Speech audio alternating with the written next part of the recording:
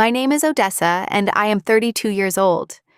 I want you to imagine sitting alone at a corner table during your own sister's wedding, watching your parents walk up to the microphone with proud smiles on their faces. I thought they were about to give a beautiful toast. I thought maybe this would be the moment they finally acknowledged me. Instead, what came out of their mouths in front of 200 guests would shatter everything I believed about family. But then my phone buzzed, and one single text message changed my entire life. Before I share what happened next, let me know where you are watching from today. Drop your location in the comments below. If stories about family betrayal and ultimate redemption speak to your heart, hit that like button and subscribe to join this community. Now let me take you back to where it all began. Growing up in the suburbs of Philadelphia, Pennsylvania, I always felt like I was living in someone else's shadow. My father, Gregory, was 61 years old now, a retired lawyer who built his entire identity around status and reputation. Everything in our house revolved around how things looked to the outside world. My mother, Diane, was 58, a former school teacher who had given up her career to become the perfect housewife my father expected her to be.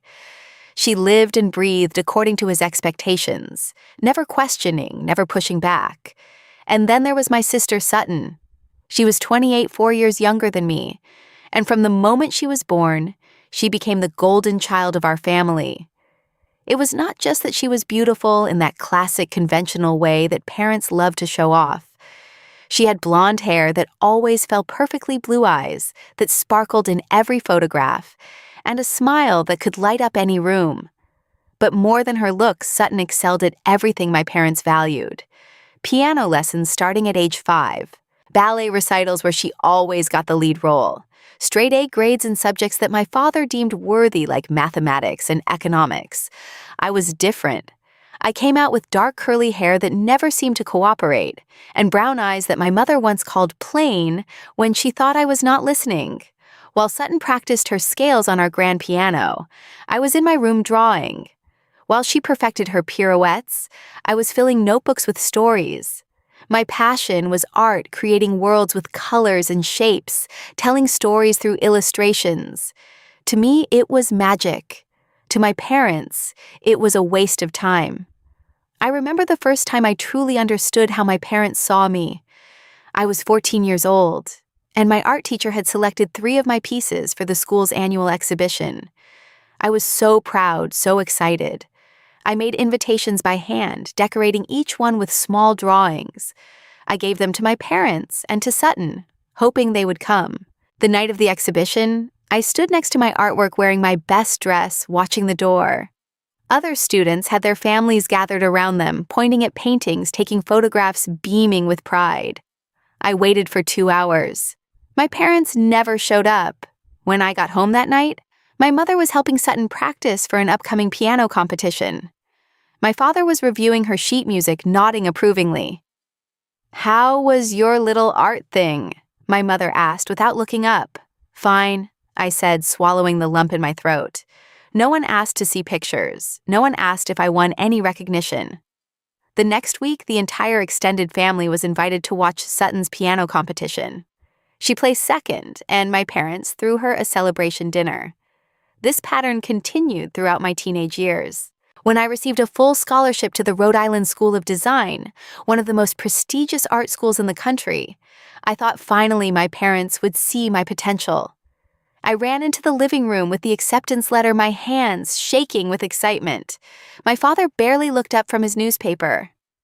"Art school," he said, the word dripping with disappointment. "And what exactly do you plan to do with that paint pictures for a living?"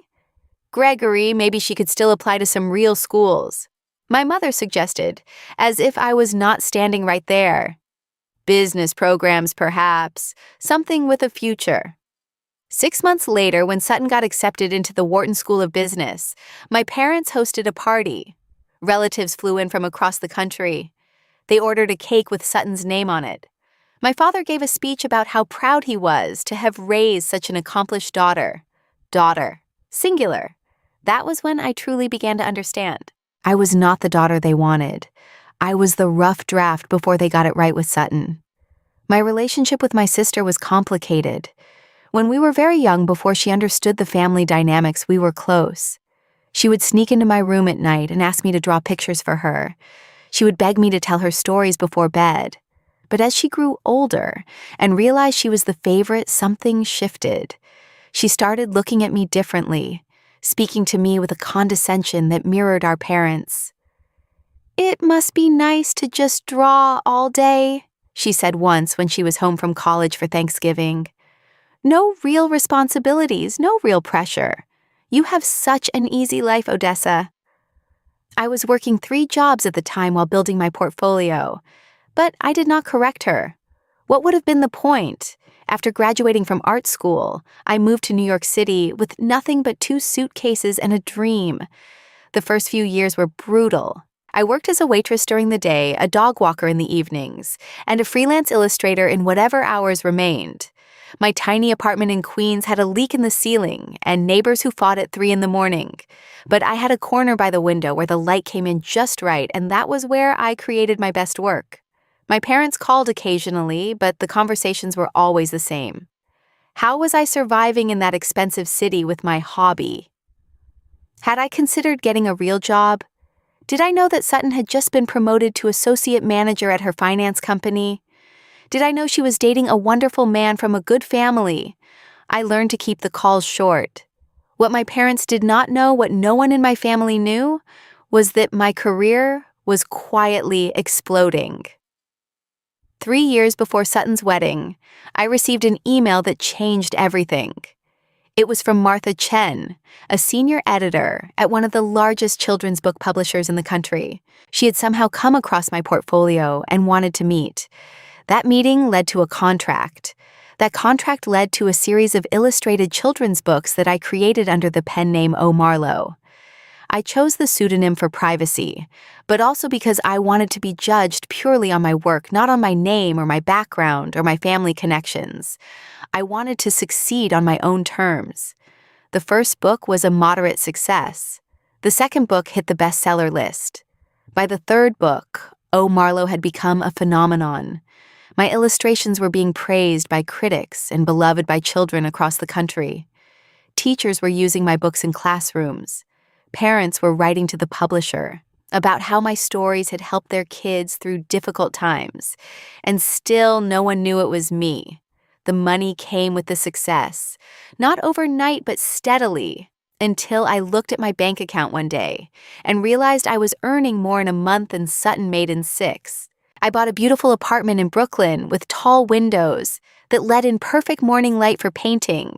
I filled it with plants and art supplies and comfortable furniture.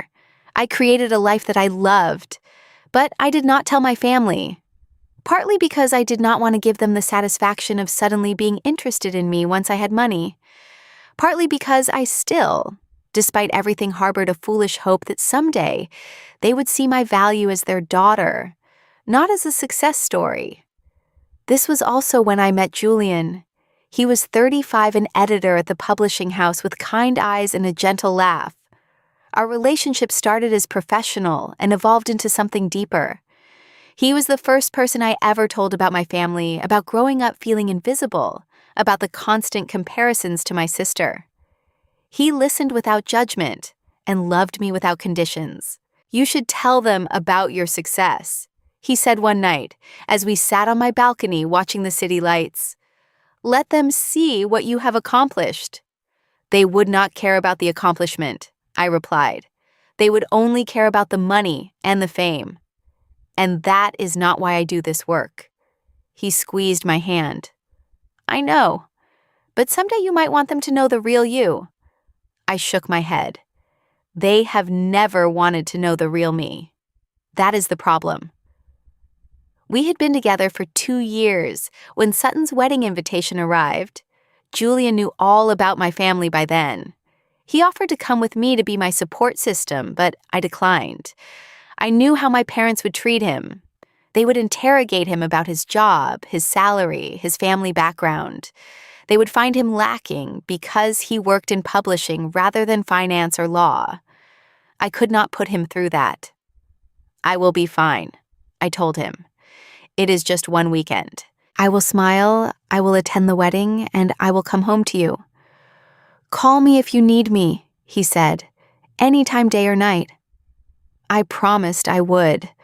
The wedding invitation itself was a statement. It arrived in an enormous envelope, thick cream paper with gold embossing. Sutton's name and her fiancé's name, Derek, were written in elaborate calligraphy. Inside, along with the invitation, there was a small note from my mother. "Odessa, please wear something simple and not too attention-grabbing. This is Sutton's day." I read the note 3 times, trying to find some warmth in it, some acknowledgement of our relationship as mother and daughter. There was none. I was not asked to be a bridesmaid. When I called Sutton to ask about it, her response was casual and cutting. "Oh, you know how it is, Odessa. I have my college friends and my work friends, and they all fit the aesthetic I am going for. You would not really match. But you will be there as a guest. And that is what matters." I did not match.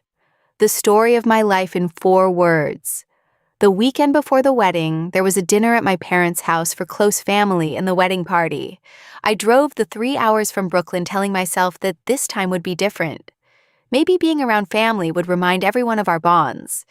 Maybe the joy of Sutton's upcoming wedding would soften some of the old tensions. I was wrong. When I arrived, my mother barely looked up from the seating chart she was reviewing.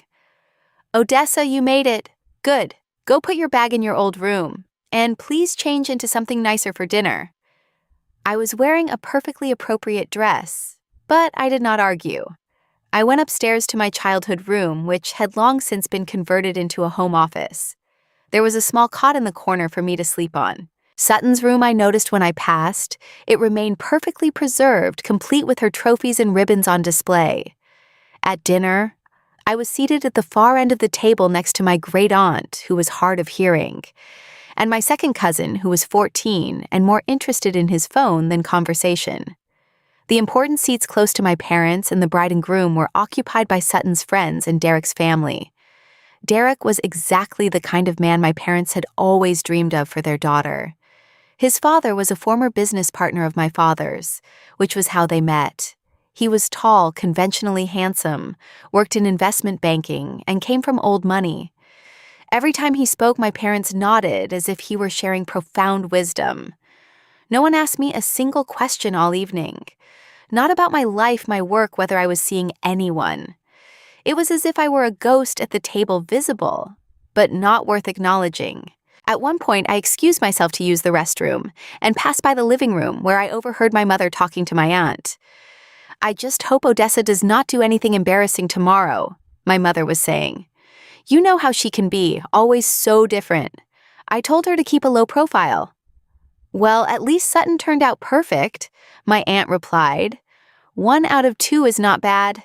They laughed.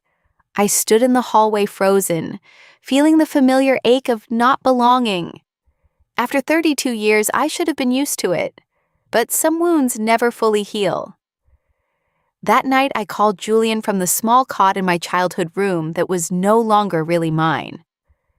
"I should have listened to you," I said quietly. "I should have just sent a gift and stayed home." "It is just one more day," he reminded me. "You are stronger than they know, Odessa. You have built an incredible life despite them. Just get through tomorrow and then come home to me." I held on to those words like a lifeline. The morning of the wedding dawned bright and beautiful, as if the universe were conspiring to make everything perfect for Sutton. The ceremony was held at a 5-star hotel in downtown Philadelphia, a grand ballroom transformed into a garden paradise with thousands of white roses and twinkling lights. I arrived early wearing the navy blue dress my mother had approved simple and understated. I did my makeup modestly and wore minimal jewelry. I was determined not to give them any reason to criticize me. When I entered the venue, an event coordinator with a clipboard approached me. "Name Odessa. I am the bride's sister." She scanned her list and frowned. "Ah, yes, table 17. Follow me." Table 17 was in the far corner of the room, practically hidden behind a large pillar. The other people assigned to my table were distant relatives I had never met and friends of the groom's parents who seemed confused about who I was. "Are you a friend of the bride?" one elderly woman asked. "I am her sister," I replied. The woman looked surprised. "Oh, she did not mention she had a sister." Of course she did not. The ceremony itself was beautiful. I will give Sutton that. She looked stunning in her designer gown, all beaded lace and flowing silk. My father walked her down the aisle with tears in his eyes, the picture of a proud parent. My mother sat in the front row dabbing at her face with a handkerchief. I sat in the very back alone in a sea of guests who did not know me. When Derek and Sutton exchanged vows, I felt a complicated mix of emotions. Part of me was genuinely happy for my sister. Whatever had happened between us, she was still my sister, and I wanted her to find love. But another part of me grieved for the relationship we never had, for the support I never received. After the ceremony, we moved into the reception hall. The first hour was a blur of cocktails and small talk that did not include me. I stood near the bar nursing a glass of wine, watching my family laugh and celebrate without me. Then the MC announced that the parents of the bride wanted to give a toast. My mother and father stood up and walked to the small stage at the front of the room. My father took the microphone with a broad smile. "Thank you all for being here to celebrate our beautiful daughter Sutton," he began. "Diane and I are so incredibly proud of the woman she has become. Smart, successful, absolutely stunning. She is everything we ever dreamed of when we became parents." He paused, and something in his expression shifted. He glanced in my direction, and I felt a chill run down my spine. "Of course, not every dream comes true exactly as you hope," he continued. "We have another daughter, as some of you may know, Odessa." 200 pairs of eyes turned toward me. I could feel my face flushing. My mother took the microphone from my father. "Odessa has always been, how do I put this, different. While Sutton was excelling in school and building a career, Odessa was drawing pictures and chasing fantasies." Laughter rippled through the crowd. Uncomfortable laughter, the kind people give when they do not know how else to respond. My father took the microphone back. "We used to hope that Odessa would grow out of it, that she would wake up one day and realize she needed to contribute something meaningful to the world. But here we are 32 years later, and she is still our family's, well, let us just say, she is our family disgrace." The word hit me like a physical blow. Disgrace. My own father had just called me a disgrace in front of 200 people. And they laughed. Not everyone, but enough.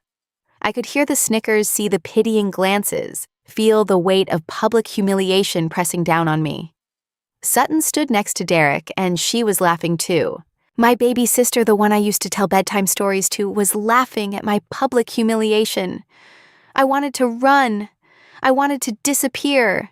I wanted to melt into the floor and never exist again. My eyes burned with tears I refused to let fall. My hands gripped the edge of my chair so hard my knuckles turned white. Then my phone buzzed in my purse. I almost ignored it. What could possibly matter in that moment? But something made me reach into my purse and pull out my phone. Maybe I was looking for an escape, a distraction from the horror of what had just happened. The text was from Martha Chen, my publisher. "Odessa, I have incredible news. The Caldecott Medal Committee has just announced their winner. It is you. O. Marlowe has won the Caldecott Medal. The press is already calling about interviews. We need to reveal your identity. The world wants to know who you are. Please call me as soon as you can." I read the message 3 times, my hands trembling. The Caldecott Medal, the most prestigious award in children's book illustration, the award that Maurice Sendak had won, the award that could define a career. And it was mine. I looked up at the stage where my parents were still standing, basking in the aftermath of their cruel words. I looked at Sutton radiant in her wedding dress, smug in her position as the family's golden child.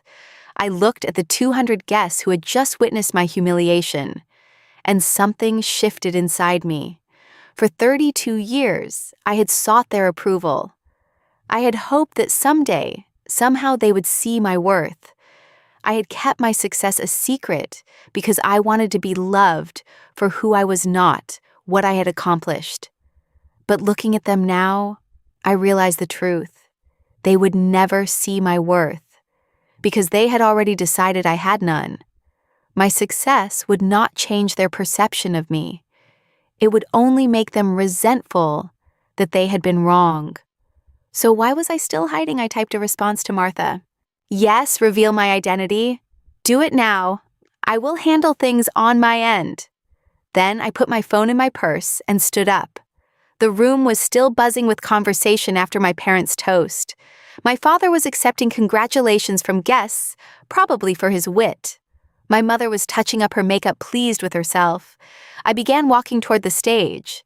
As I moved through the crowd, people began to notice. Conversations trailed off. Heads turned. By the time I reached the front of the room, the entire ballroom had gone quiet. My father saw me approaching, and his face flickered with annoyance. "Odessa, what are you doing? Go sit down!" I did not stop. I climbed the 3 steps to the stage and walked directly to the microphone stand. My father stepped back, confusion replacing annoyance. "Odessa!" my mother hissed. "This is not appropriate." I took the microphone from its stand. My hands were steady now, steadier than they had been all day. I looked out at the sea of faces, at 200 strangers and family members who had just watched me be torn apart. "I apologize for interrupting," I began. My voice was calm, measured. "It seems my parents have already introduced me, so I suppose that saves me the trouble." A nervous laugh from somewhere in the crowd. "I would first like to congratulate my sister Sutton and her new husband Derek. I wish you a lifetime of happiness together." I turned to look at Sutton. Her face was pale, her perfect smile frozen. Now I understand that my parents believe I am what was the phrase the family disgrace. Because I chose to pursue art instead of law or business. Because I chose to follow my passion instead of their expectations. I paused, letting the words hang in the air. What they do not know, what no one in this room knows except for me, is that I have actually been fairly successful at this disgraceful pursuit. I pulled out my phone and held it up. I just received a text message. Some of you may have heard of the Caldecott Medal. For those who have not, it is the highest honor in children's book illustration. Think of it as the Oscar of the children's literary world. I could see people leaning forward, curious despite themselves. 5 minutes ago, I learned that I have won this year's Caldecott Medal. Murmurs rippled through the crowd. For the past 3 years, I have been working under a pen name O. Marlowe. My illustrated children's books have sold over 2 million copies worldwide. They have been translated into 17 languages. They are being taught in schools across the country. And as of today, they have won the most prestigious award in my field. I looked at my father. His face had gone completely white. My mother was gripping his arm, her mouth opening and closing, like a fish out of water. "But here is the thing," I continued, my voice softening. "I did not come up here to brag. I did not come up here to embarrass you, though I suspect you might feel that way. I came up here because I have spent 32 years being silent. 32 years believing that if I just tried harder, was just a little bit better, maybe my family would finally see me. Finally love me." I felt tears threatening to fall, but pushed them back. I realize now that some people simply cannot see you, no matter how brightly you shine. And that is not your failure. That is theirs. I turned to face my parents directly. "Mom, Dad, I have loved you my entire life. I have craved your approval since I was old enough to understand what approval meant. Every award I won, every success I achieved, I wished you could be proud of me. But you never were. And standing here today, having just been publicly called a disgrace by my own parents, I finally understand that you never will be." My mother was crying now. I was not sure if they were tears of shame or self-pity. With her, it was hard to tell. "So I am done," I said. "I am done seeking approval from people who will never give it. I am done apologizing for being different. I am done being the family disgrace." I placed the microphone back in its stand. I am Odessa, and I am exactly who I am supposed to be. I walked off the stage. Behind me, I heard chaos erupting, voices calling my name, chairs scraping the buzz of 200 people pulling out their phones to Google O. Marlowe. But I did not stop. I walked straight down the center aisle past the tables of shocked guests, past the elaborate floral arrangements, past the 5-tier wedding cake that had probably cost more than my first car.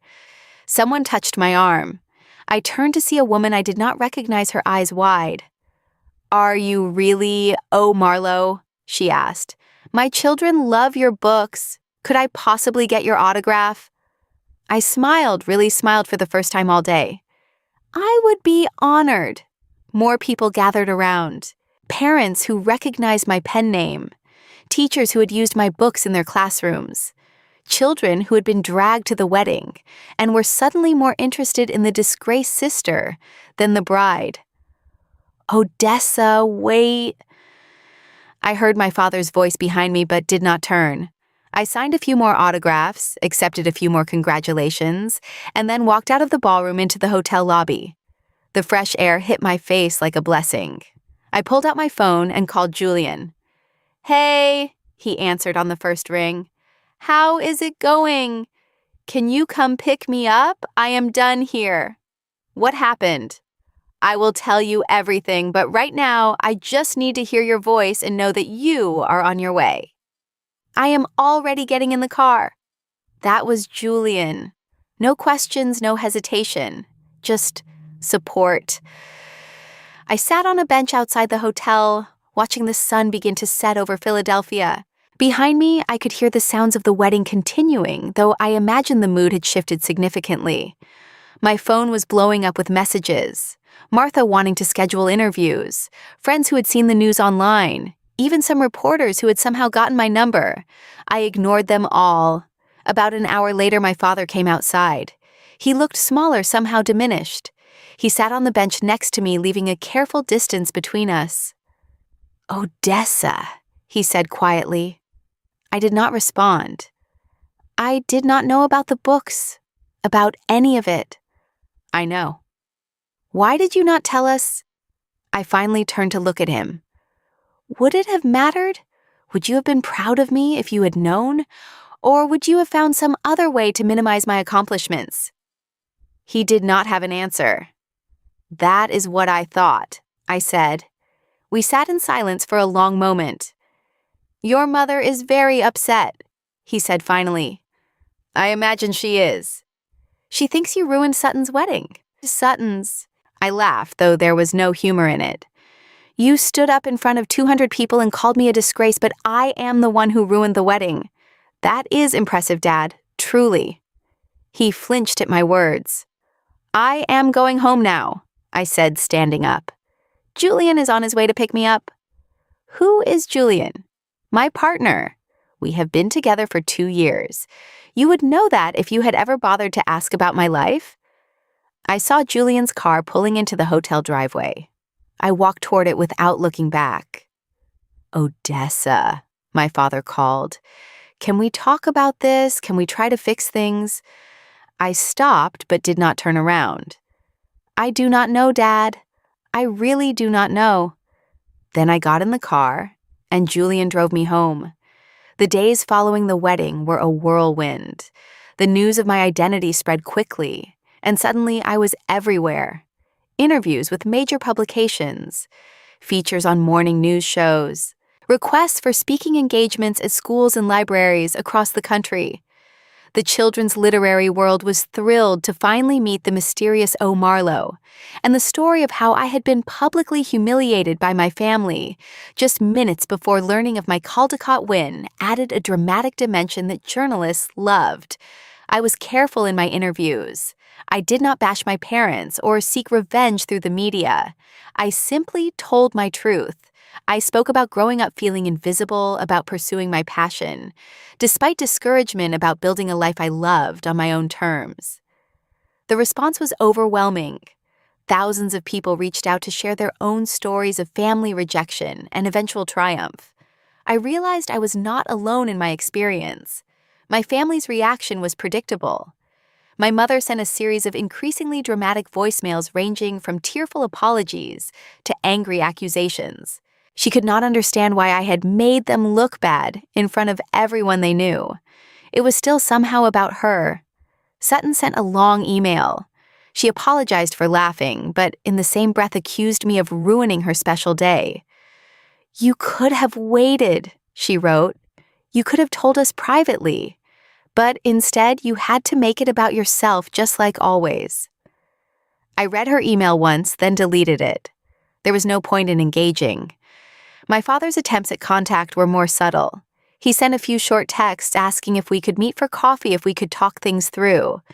Part of me wanted to respond, but I was not ready. The wounds were too fresh. Julian was my rock through all of it. He fielded calls from reporters when I was overwhelmed. He held me when I woke up in the middle of the night still processing everything. He reminded me again and again that I was worthy of love and that what my parents had done was not a reflection of my value. 2 weeks after the wedding, I started seeing a therapist. Her name was Dr. Patterson, and she specialized in family estrangement. In our sessions, I began to unpack 32 years of hurt, of trying to earn love that was never available. "You cannot make people see you if they have decided not to look," she told me during one session. "Your job is not to convince them of your worth. Your job is to know your own worth and build a life with people who can see it clearly." It sounded simple when she said it. Living it was harder. But slowly I started to heal. I threw myself into my work starting a new book series that explored themes of belonging and self-discovery. I spent time with Julian and our group of close friends, people who had chosen to be in my life and whom I had chosen in return. I learned to think of family not just as the people you were born to, but as the people who showed up for you consistently and unconditionally. 6 months after the wedding, Julian proposed. He did it quietly in our apartment, surrounded by my paintings and our shared books and the life we had built together. I said yes without hesitation. We planned a small wedding, just 40 people who truly knew and loved us. I did not invite my parents or Sutton. That decision was painful but necessary. I was not ready to have them in my space celebrating my joy. A week before our wedding, something unexpected happened.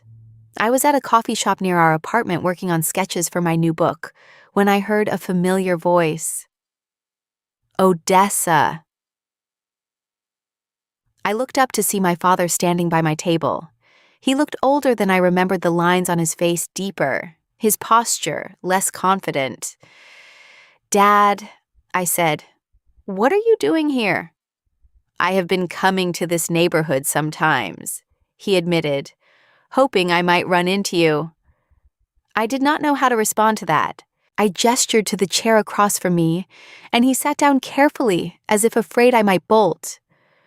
"I wanted to say I am sorry," he said. "I know those words are not enough. I know I cannot undo what I did. But I am sorry, Odessa, for the wedding and for everything before it. For all the years I made you feel like you were not enough." I studied his face, looking for sincerity. It was there, I thought, or at least the beginning of it. "Why?" I asked. "Why did you always treat me differently? What did I do wrong?" He shook his head. "Nothing. You did nothing wrong. I was trying to mold you into something that made sense to me. Business law, that was the world I understood. Art creativity that was foreign. It scared me, I think. And instead of trying to understand your world, I rejected it. I rejected you." I felt tears forming, but blinked them back. "That is a lot of lost years, Dad." "I know. And I do not expect you to forgive me. But I wanted you to know that I see it now. I see what I did. And I see you, Odessa. I see how incredible you are. Not because of the award or the books, because of who you are. The daughter who kept trying, kept hoping, even when I gave her no reason to." We sat in silence for a long moment. The coffee shop hummed around us, other customers living their lives, unaware of the bridge being tentatively rebuilt at my table. "I am getting married," I finally said. "Next Saturday." His face crumpled.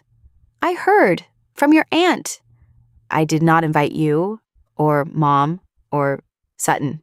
I understand. But I paused, weighing my words. I am not ready to have you there. It is too soon, and I need that day to be peaceful. But maybe after. Maybe we can start meeting. Slowly. Coffee sometimes, if you are actually willing to do the work. Hope flickered in his eyes.